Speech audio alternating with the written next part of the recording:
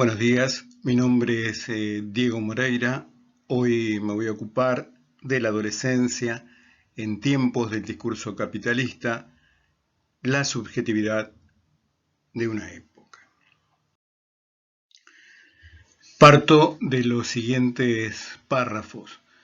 Mejor pues que renuncie quien no pueda unir a su horizonte la subjetividad de su época, pues ¿cómo podría ser de su ser el eje de tantas vidas aquel que no supiese nada de la dialéctica que lo lanza con esas vidas en un movimiento simbólico, que conozca bien la espira a la que su época lo arrastra en la obra continuada de Babel, y que sepa su función de intérprete en la discordia de los lenguajes. Esto lo afirma Lacan en 1953 en Función y campo de la palabra y del lenguaje en psicoanálisis. Nietzsche, por su parte, nos dice: nada de lo que ha dado color a la existencia tiene todavía su historia, es decir, carece de su historia. ¿Existe la historia del amor, de la lujuria, de la envidia, de la piedad, de la crueldad?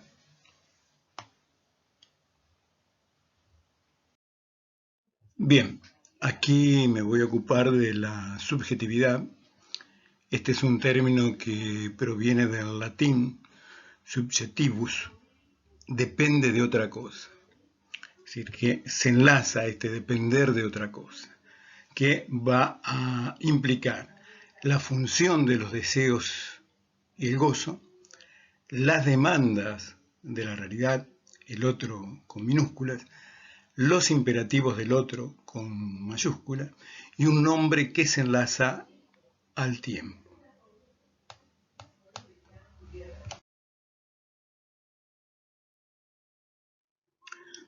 Subjetividad y discurso capitalista.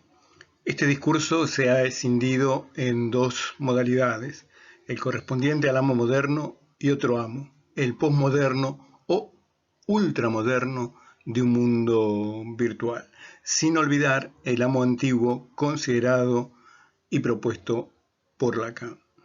Así como el amo moderno propio del capitalismo industrial se enlaza a la plusvalía de Marx y al plus de gozar, el amo ultramoderno remite al capitalismo ficticio, en términos de Marx, o financiero, y se enlaza a un deseo especulativo y a un gozo derivado de un erotismo intrasomático, enlazado a una singular velocidad y a la deslocalización de la producción.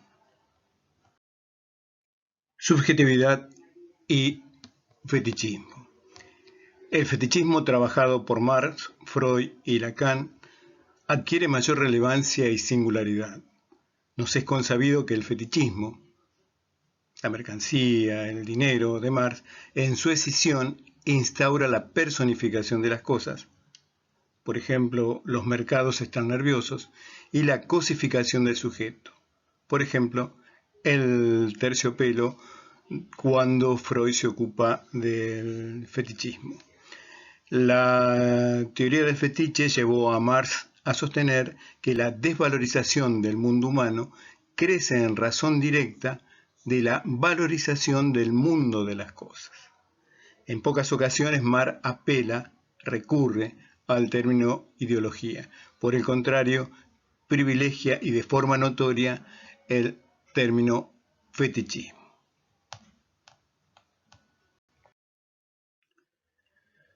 Plus de gozo y deseo especulativo. Mientras que el fetichismo en Freud se inspira en Marx y se enlaza en principio con la denominada condición fetiche, en Lacan, hacia 1960, se apoya en Marx, Freud, y se liga con el llamado objeto agalmático, que es causa de deseo.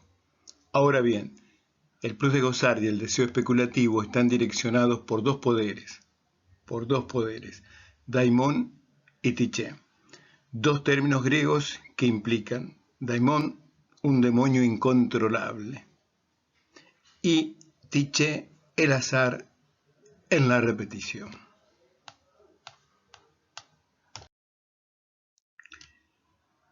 Metamorfosis del discurso capitalista.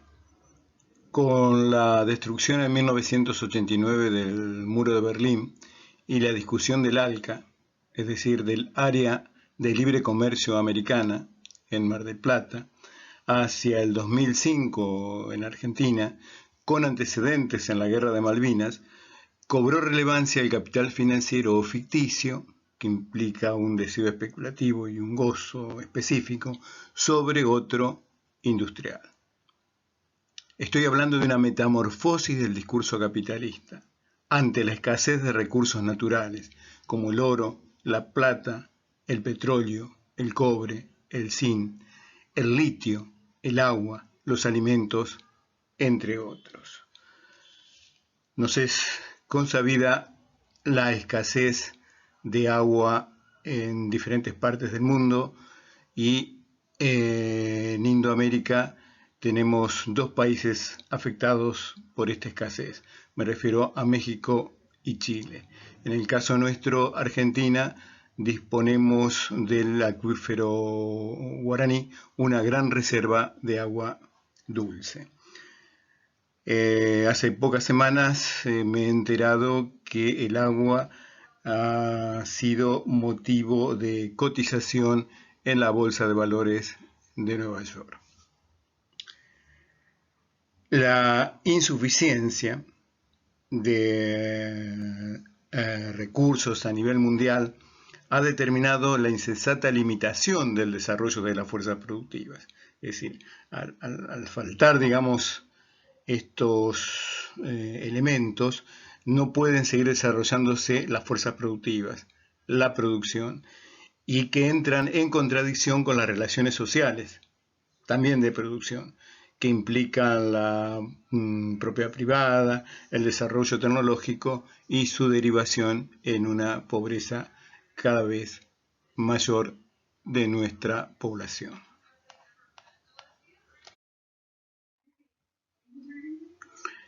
Estrategia y control de la población. Ante esta insípida crónica de la época, la élite mundial, para conservar su estatus y privilegios, se ha impuesto un control y reducción de la población como estrategia o meta fundamental. La ciencia y la tecnología han posibilitado un incremento de la longevidad, un exceso de población, de manera que se han constituido en amenazas para los sistemas financieros y para las economías nacionales. Así, hacia el año 2010, miembros significativos de esta élite, convertidos en filántropos internacionales, en conferencias públicas lo han afirmado, lo han dicho, controlarían y reducirían la población entre un 10 y un 15%, apelando al sistema de sanidad y al control de la natalidad. En verdad, se trata de un antiguo proyecto, de un viejísimo proyecto. Me he ocupado de las estrategias, es decir, de las metas, y ahora me pregunto por las tácticas. ¿Cuáles serían? A. La desindustrialización del mundo, lo que los economistas llaman crecimiento cero, para incrementar la pobreza. Por ejemplo, la ciudad de Detroit en Estados Unidos, la ciudad de Córdoba en nuestro país, que pasaron de ser ciudades industriales a, en el mejor de los casos, ciudades de servicios. B. El fin de los estados-nación. La soberanía incomoda el saqueo de las inversiones extranjeras. El control es vía tecnología, es decir, redes sociales. C. La guerra cultural, que implica una degradación de valores y noticias falsas.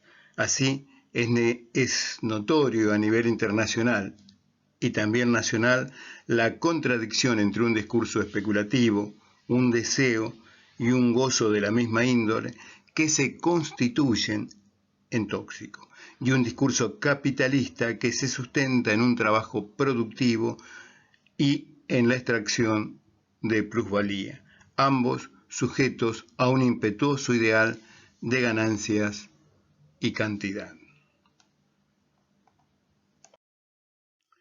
Miedo y pánico, una grieta. Aquí, y sin dejarnos apabullar por las dificultades, encontramos una grieta o una escisión entre un capital financiero o ficticio y un capital industrial. Se rigen ambos por lógicas distintas. Son variantes del discurso capitalista. Luego, ¿qué se puede inferir de la pandemia en nuestra época? El COVID-19 se ha constituido, más allá de su origen, en una estrategia y táctica biopolítica, en términos de Michel Foucault, que ha determinado, al menos por el momento, el triunfo del capital financiero, ligado a un erotismo intrasomático, en desmedro del industrial, vinculado a la autoconservación. ¿Y de qué manera? Me pregunto. Mediante el miedo y el pánico. Dos elementos psicológicos. Escisión y fragmentación. El miedo cobra eficacia en la creciente disolución del lazo social que propone la impresentable oligarquía. El miedo ha sido siempre uno de los aliados más fieles del poder, y cuando hablo del poder me refiero al permanente, al económico. Esto lo considera Zayat en el 2015. Añado, y no solo una economía de la mercancía, el dinero, sino y fundamentalmente una economía libidinal. Ahora bien, por efecto de un intrincado mecanismo y una operación forclusiva del capitalismo ficticio, enlazado al deseo especulativo, sobre el capitalismo industrial, se escinden y fragmentan los grandes discursos revolucionarios y de emancipación de los estados-nación de épocas pasadas, y se establecen una variedad de posiciones teóricas y prácticas no articuladas que se esfuerzan por alcanzar sus metas, tales como el sanitarismo, la educación, las migraciones, la religión, la psicología, el psicoanálisis, la ecología, el racismo, el indigenismo, el lenguaje inclusivo, el feminismo y teorías de género, entre otras. Estas denominaciones están sujetas a una continua resemantización, cuyos usos van desde una finalidad recolonizadora hasta otra de carácter liberador.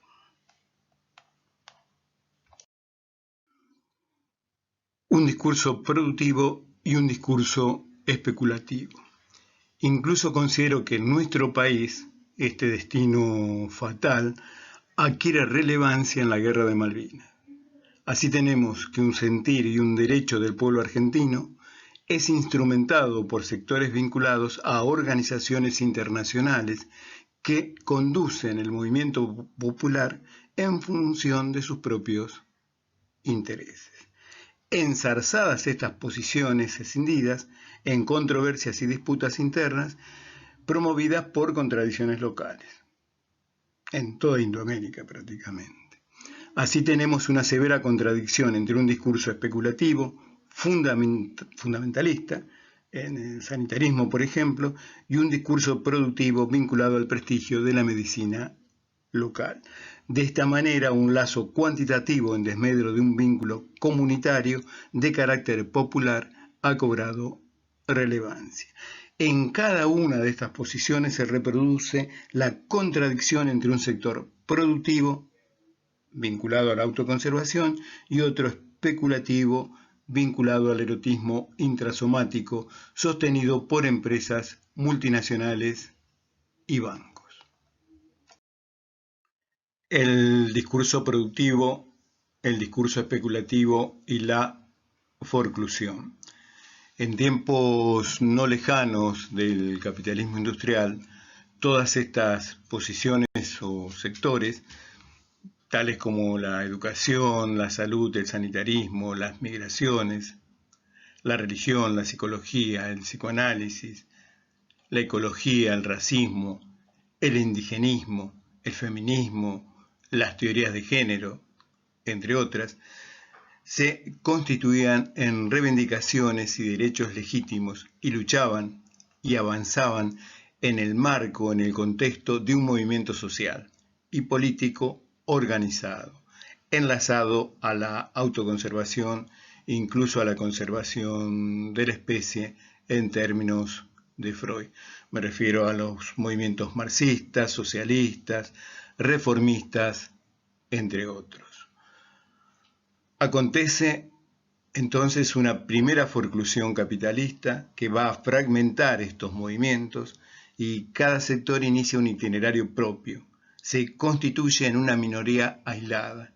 Así el sanitarismo, por ejemplo, el antirracismo, el indigenismo, el feminismo y así sucesivamente, todos se fueron vinculando a organizaciones no gubernamentales específicas involucradas en procesos de resemantización. Involucradas, repito, reitero, en procesos de resemantización. Discurso productivo, discurso especulativo y fundamentos psicológicos.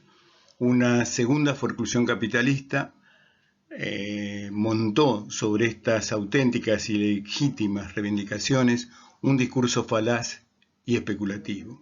Por ejemplo, sobre un sanitarismo ligado a la autoconservación, se monta un sanitarismo empresarial, enlazado a un deseo especulativo y numérico, propio de un erotismo intrasomático. Se trata de una medicalización de la vida cotidiana. Uno de sus rasgos es una dependencia extrema del profesional y de las instituciones de salud. Así, el cuerpo del paciente pasa a ser una propiedad del médico y de la clínica u hospital al cual pertenece, y de última al megabanco o gigabanco que los incluye. El mismo psicoanálisis, en su valor de mercancía y fetiche, se constituye en esta contradicción, en esta paradoja. Carlos Marr considera que toda economía es economía política. Agrego, esta economía incluye decisiones y pasiones, es decir, juicios de atribución y existencia y desprendimientos de afectos. Considero que toda economía política encuentra su fundamento en la psicología. Dicho de otra manera, la economía política es una rama de la psicología. Resistencias a la salud, el sanitarismo. Así acontece en el sanitarismo, donde el control y regulación, a veces insensato, propuesto por la OMS, Organización Mundial de la Salud, financiada por capitales privados, es respetado a rajatablas por los profesionales, aunque algo similar encontramos en las otras posiciones. Hoy, la silenciosa emergencia en el desasosiego propio del siglo XXI de una nueva pandemia que resulta casi imposible de reconocer en el marco del complejo sanitario empresarial, este horizonte de nuestro tiempo, un mundo virtual que implica un paradigma enlazado a la tecnología, 5G y a la inteligencia artificial, es transitado por una pandemia, por un fragmento de información activo de efectos geopolíticos impredecibles. Incluye esta época de una pandemia fundamentalmente capitalista a un sujeto contable, sin lazo comunitario, que no puede menos que recalar en la teología de un capitalismo que procura una vasta e inhumana concentración de capitales y de personas, de manera inexorable, al mejor estilo del Urbater freudiano o Padre Terrible y del erotismo intrasomático. Esta teología considera que la medicina y los servicios sanitarios no deben ser un servicio, sino una ecuación de rentabilidad guiada por el costo-beneficio. Se trata de un verdadero monopolio sanitario sobre la metodología y la tecnología de la salud, que ha permitido instaurar un sanitarismo farmacéutico en hospitales y universidades. Concluyo con la bibliografía. Además de la ya citada, he recurrido al tomo 18 de Freud, Más allá del principio del placer, a un texto mío, La niñez y la adolescencia y el discurso capitalista, de Davison, La aparición de la sexualidad, El capital, de Carlos Marx, y también de Tin, La invención de la cultura heterosexual. Esto es todo. Gracias.